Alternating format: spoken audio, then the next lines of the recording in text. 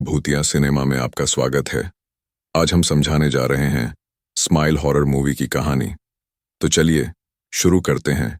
एक मरीज की आखिरी घड़ियां। डॉक्टर रोज कार्टर ने अपने करियर में कई परेशान मानसिक रोगियों को देखा था, लेकिन जो उस दिन हुआ उसके लिए वह बिल्कुल तैयार नहीं थी। मनोचिकित्सा वार्ड में हमेशा की तरह हलचल थी। नर्सिंग इधर उधर घूम रही थी। मरीजों की धीमी फुसफुसाहटें और कहीं कहीं से चीखें सुनाई दे रही थीं।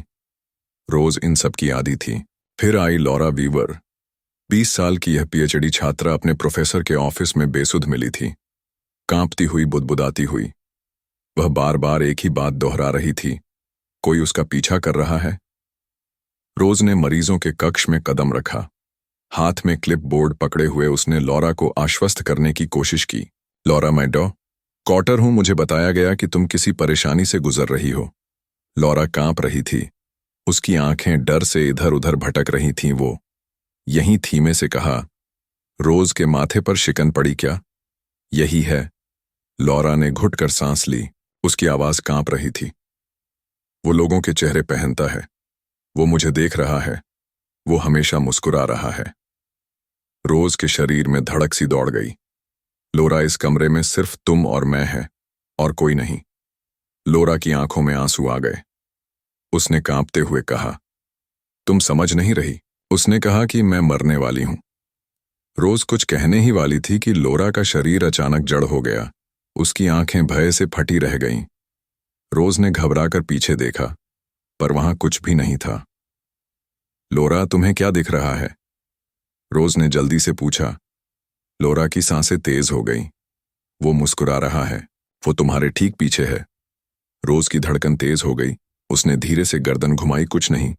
लेकिन जब उसने लोरा की तरफ दोबारा देखा, लोरा अब शांत थी, बहुत ज्यादा शांत।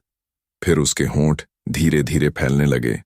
एक अजीब, डरावनी, अप्राकृतिक मुस्कान उसके चेहरे पर उभर आई। रोज की आत्मा जैसे जम गई। लॉरा।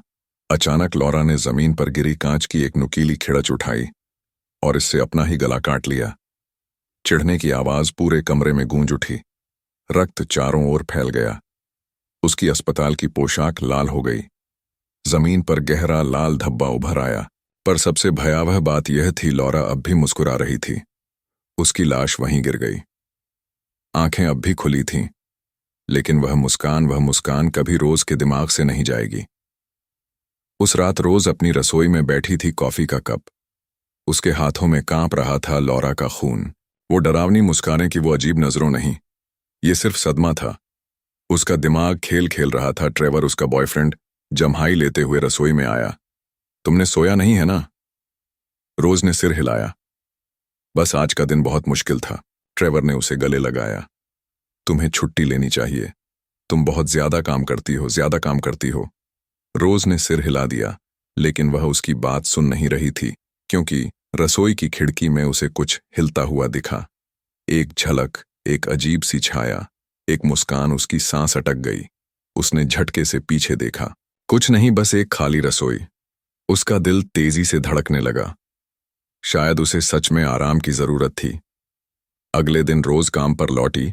उसे खुद को व्यस्त रखना था, पर वो लॉरा की आखिरी बातों को भूल नहीं पा रही थी। वो लोगों के चेहरे पहनता है। रोज को कुछ अजीब महसूस हुआ। उसने लॉरा का केस फाइल निकाला। लॉरा अपने प्रोफेसर की आत्महत्या की अकेली गवाह थी। Dodd Gabriel Munoz. उसने खुद को अपने ऑफिस में मार डाला था, और उससे पहले वो भी एक आत्महत्या का गवाह था। रोज ने कंप्यूटर पर और पुराने मामले खोजने शुरू किए। एक पैटर्न बनने लगा। हर पीड़ित मरने से पहले किसी और की मौत देख चुका था। कोई भी नहीं बचा था, और अब रोज की बारी थी। कुछ तो देख रहा है। रोजे घर के अंदर की हवा असामान्य रूप से भारी महसूस हो रही थी, जैसे किसी अनदेखी चीज की मौजूदगी हो, किसी ऐसी चीज की जो छुपकर उसे देख रही हो। उसने इस एहसास को छटकने की कोशिश की। ये बस तनाव था, बस थकावट। तभी रोज चौंक गई। धीरे से उसने फोन उठाया। कुछ सेकंड तक सिर्फ खामोशी, फिर एक धीमी खड़खड़ाती हुई सांस। रोज के रोंगटे खड़े हो गए। कौन है? उसने कांपती आवाज में पूछा। फिर से वही सांसों की आवाज और एक जानी पहचानी। रोज उसका खून जम गया। वह इस आवाज को पहचानती थी। लॉरा वीवर पर लॉरा तो मर चुकी थी, रोज के फेफड़ों से हवा जैसे खींच ली गई। यह संभव नहीं है।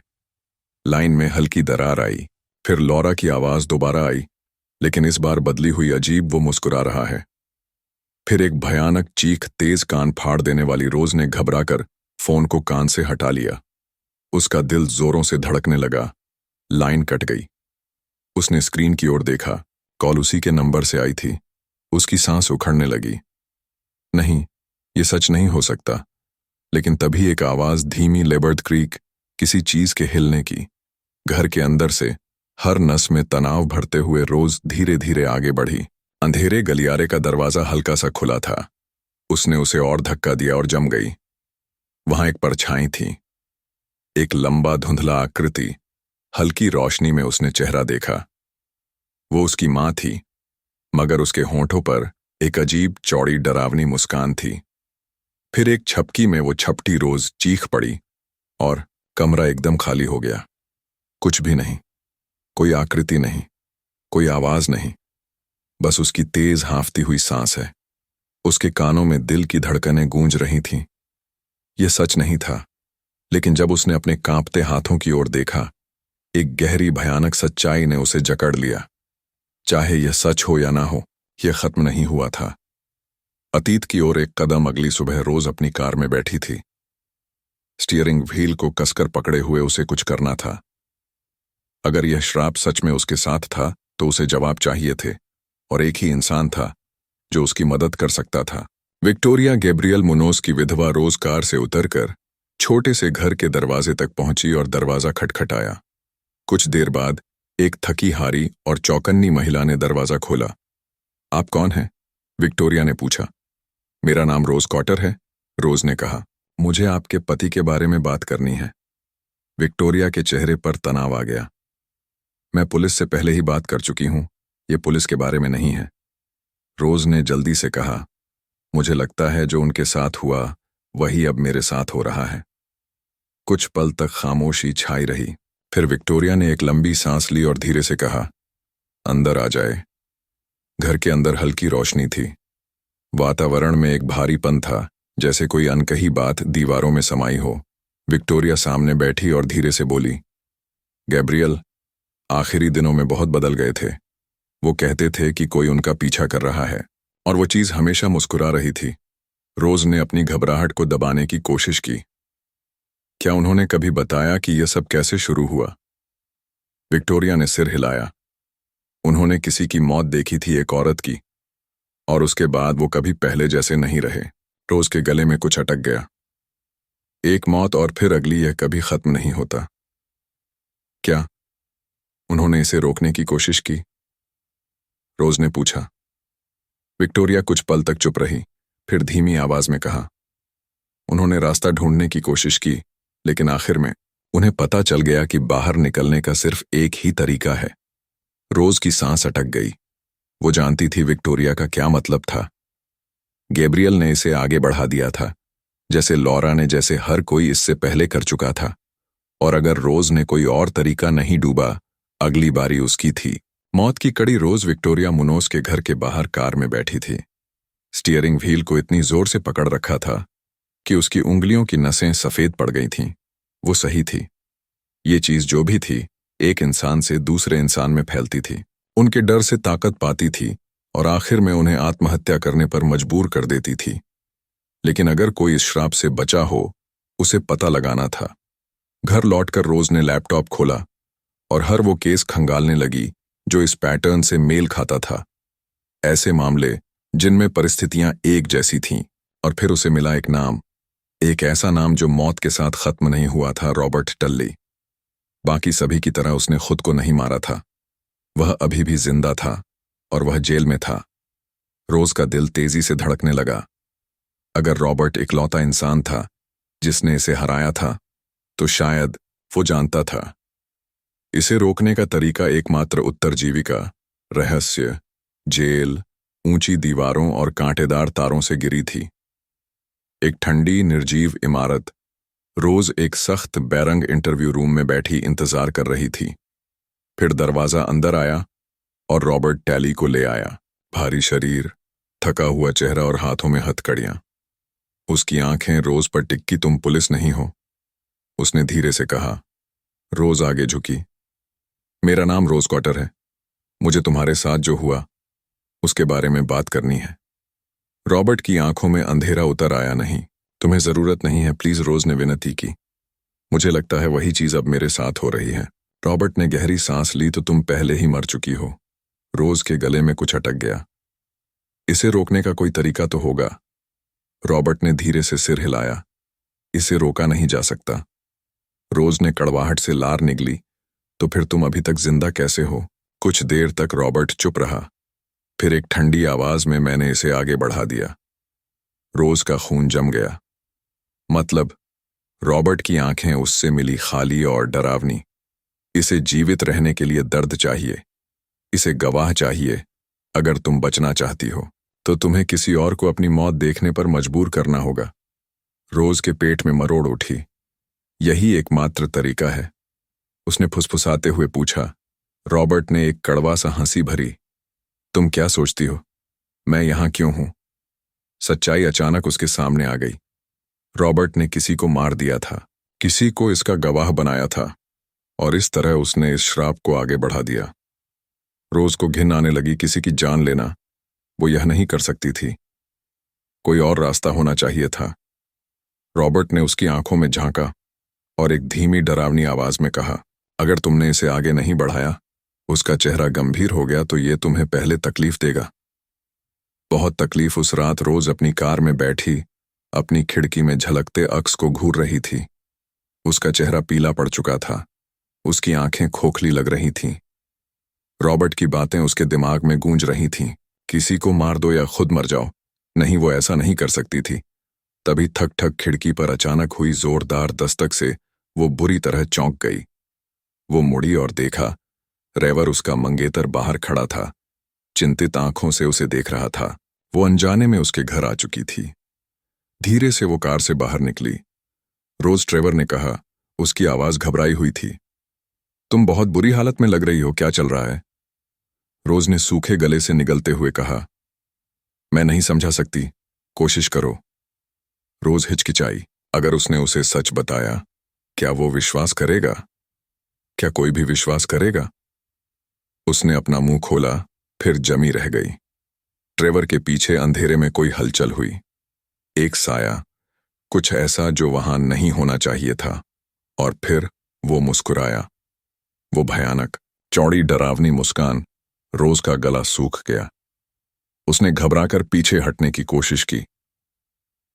लेकिन रोज सुन ही नहीं रही थी, क्योंकि वो आकृति करीब आ रही थी। उसकी नजर धुंधली होने लगी। उसका दिल तेजी से धड़कने लगा और फिर वो घर के अंदर चला गया। एक झलक, उसकी मां का चेहरा मुस्कुराते हुए, घूरते हुए, अंधेरे से बाहर झांकते हुए। नहीं नहीं, रोज चीख पड़ी और तभी सब कुछ अचानक सामान्य हो गया। ट्रेवर उसके सामने खड़ा था। घबराया हुआ कोई आकृति नहीं थी, कोई मुस्कान नहीं थी। एक चाकू पकड़े हुए ट्रेवर ने घबराकर एक कदम पीछे लिया। रोज, तुम्हें मदद की जरूरत है। रोज के हाथ कांप रहे थे। उसने अपने हाथों की ओर देखा। उसे याद भी नहीं था कि उसने इसे कब उठाया। आंखों में आंसू भर आए। यह ताकतवर होता जा रहा था। वह खुद को खो रही थी। उसे इसे खत्म करना था, इससे पहले कि बहुत देर हो जाए। एक आखिरी कोशिश। अब उसके पास जाने के लिए कोई और जगह नहीं थी। रोज कार चलाकर वहां पहुंची जहां उसे अब भी नियंत्रण महसूस होता था। उसका बचपन का घर, जहां उसकी मां की मौत हुई थी, वह घर सालों से वीरान पड़ा था। खिड़कियों पर घड़ियां जड़ी थीं। दीवारों पर धूल की मोटी परत चढ़ चुकी थी। उसने अंदर कदम रखा। दिल तेजी से धड़क रहा था। यहीं से सब शुरू हुआ था। दर्द, यही वह जगह थी जहां उसे इसका सामना करना था। उसने दरवाजा बंद किया, ताला लगा दिया। अब कोई और उसकी मौत का गवाह नहीं बनेगा। अगर वह खुद को सबसे अलग कर लेती तो वह इस श्राप की कड़ी तोड़ सकती थी। उसने गहरी सांस ली और फिर वह इंतजार करने लगी। भैया का सामना। वीरान घर के अंदर सन्नाटा घुटने भरा था। रोज धुंधली रोशनी वाले गलियारे में खड़ी थी। उसकी सांसें हल्की, हाथ कांप रहे थे। यही वह जगह थी जहां उसकी मां की मौत हुई थी, जहां उसने अपनी मां को निर्जीव निडल पाया था, जहां से गुनाह का बोझ शुरू हुआ था। और अब यही वह जगह थी जहां वह इसे खत्म करने वाली थी। वह धीरे धीरे आगे बढ़ी। उसके पैरों के नीचे धूल उड़ रही थी। घर के अंदर कहीं एक चरमराहट गूंजी। वो अकेली नहीं थी, कभी थी ही नहीं। वो यहां था, इंतजार कर रहा था कि रोज का डर उसे तोड़ दे। रोज ने मुट्ठियां भींच लीं। मैं जानती हूं तुम क्या हो, उसने अंधेरे में फुसफुसाया। गहरी चुप्पी। एक आवाज, परिचित उसकी मां की आवाज, रोज रोज झटके से मुड़ी और जम गई। गलियारे के अंत में उसकी मां खड़ी थी। साबुत रोज की आंखों में आंसू आ गए। नहीं, उसकी मां एक कदम आगे बढ़ी। उसकी आंखें नम थीं। मैंने तुम्हें बहुत याद किया बेटा। रोज ने कड़वाहट से लाड निगली। उसका मन चिल्ला रहा था कि यह सब झूठ है, लेकिन उसका दिल दर्द से तड़प रहा था। तुमने मुझे अकेला क्यों छोड़ दिया? रोज ने फुसफुसाया। उसकी मां के होंठ कांपे। मैंने ऐसा नहीं चाहा था। रोज की सांस अटक गई। अचानक कमरा बदलने लगा। वो अब एक छोटी बच्ची थी। दरवाजे पर खड़ी अपनी मां को बिस्तर पर निर्जीव पर देखते हुए उसे दर्द का भार उसके सीने पर भारी हो गया। आंसू उसके गालों पर गिर पड़े। मुझे मुझे तुम्हें बचाना चाहिए था। उसकी मां ने हल्की मुस्कान दी और फिर वो मुस्कान खींचने लगी। प्राकृतिक उसकी मां का शरीर मरोड़ खाने लगा। उसकी गर्दन चटकी, उसके हाथ पैर अस्वाभाविक रूप से लंबे हो गए। वो कोमल चेहरा जिसे रोज ने कभी जाना था छिलने लगा और उसके नीचे से कुछ भयानक प्रकट हुआ श्राप का असली रूप।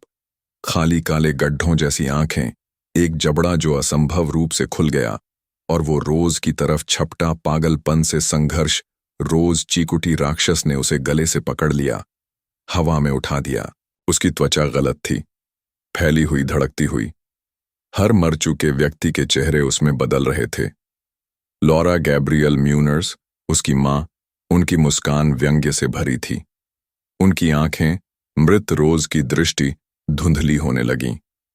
वो उसके दिमाग में घुस रहा था, उसके सबसे बड़े डर में, उसके सबसे गहरे गुनाह में। उसका शरीर झटके खाने लगा। नहीं, उसने हाँफते हुए कहा। उसकी उंगलियां उसकी पकड़ से छूटने की कोशिश कर रही थीं। वो हारने नहीं दे सकती थी। उसने अपनी पूरी जिंदगी डर में गुजार दी थी, गुनाह में डूबकर, लेकिन अब और नहीं। उसने अपनी पूरी ताकत समेटी। ये डर से ताकत पाता था। ये उसे तोड़ना चाहता था, लेकिन अगर वो ना टूटे तो, अगर पहली बार वह पलटकर हमला करें। अंतिम लड़ाई। रोज ने संघर्ष करना बंद कर दिया। राक्षस की पकड़ कस गई। वो उसके ऊपर झुका। उसकी विकृत मुस्कान उसके चेहरे के पास थी। अब तुम मेरी हो, वो फुसफुसाया। सैकड़ों आवाजों की गूंज के साथ रोज ने गहरी सांस ली और फिर मुस्कुरा दी। राक्षस का चेहरा कंपा। ये उसने उम्मीद नहीं की थी। रोज हंस दी, टूटी फूटी, लेकिन असली हंसी। अब तुम मुझे काबू नहीं कर सकते, उसने धीरे से कहा। उसने हाथ बढ़ाया और उसके चेहरे को नोच दिया। उसका शरीर चटकने लगा, मोड़ खाने लगा, घर हिलने लगा। आग की लपटें फूट पड़ी, दीवारें जलने लगीं। राक्षस का शरीर बिखरने लगा। उसके हाथ पैर मुड़ गए। उसका मुंह गुस्से में फटा पड़ा और फिर वो चला गया। रोज जलते हुए घर में खड़ी थी। हाँफते हुए उसने जीत लिया था। वो मुड़ी और आग के बीच से निकल गई। पहली बार वो आजाद महसूस कर रही थी। बाहर रात की ठंडी हवा ने उसके चेहरे को छुआ। उसने गहरी सांस ली। सब खत्म। वो कार में बैठी और वापस शहर की ओर चली गई, अपनी जिंदगी की तरफ। वो जोएल के अपार्टमेंट पहुंची, उसके इकलौते सच्चे अपने के पास। उसने दरवाजे पर दस्तक दी। दिल तेजी से धड़क रहा था। जोएल ने दरवाजा खोला। उसकी आंखों में चिंता थी। रोज क्या हुआ? रोज की आंखों में आंसू आ गए। उसने हल्की मुस्कान दी। मैंने कर दिखाया, उसने फुसफुसाया। मैंने इसे हरा दिया। जोएल का चेहरा नरम पड़ गया। उसने रोज को अंदर खींच लिया और अपनी बाहों में भर लिया। रोज उसके गर्म आलिंगन में समा गई। राहत की एक लहर उसके भीतर दौड़ गई। वह सुरक्षित थी, लेकिन फिर कुछ बदला। जोएल का शरीर अकड़ गया। रोज ने पीछे हटकर उसे देखा। उसका चेहरा स्थिर था, उसकी आंखें चौड़ी हो गई थीं और उसके होंठ वे मुस्कुरा रहे थे। रोज का खून जम गया। नहीं, वह बुदबुदाई। उसने मुड़कर देखा और अपने आप को अभी भी जलते हुए घर के अंदर खड़े पाया। उसका असली शरीर, अछल, वह राक्षस, कभी गया ही नहीं था। यह सब केवल एक छलावा था। वह अब भी उसके दिमाग के अंदर था।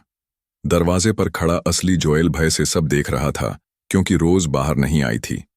वह अब इस श्राप का हिस्सा बन चुकी थी, और जैसे ही उसकी देह आग की लपटों में घिरी, उसने देखा जोएल की आंखें डर से फैल गईं।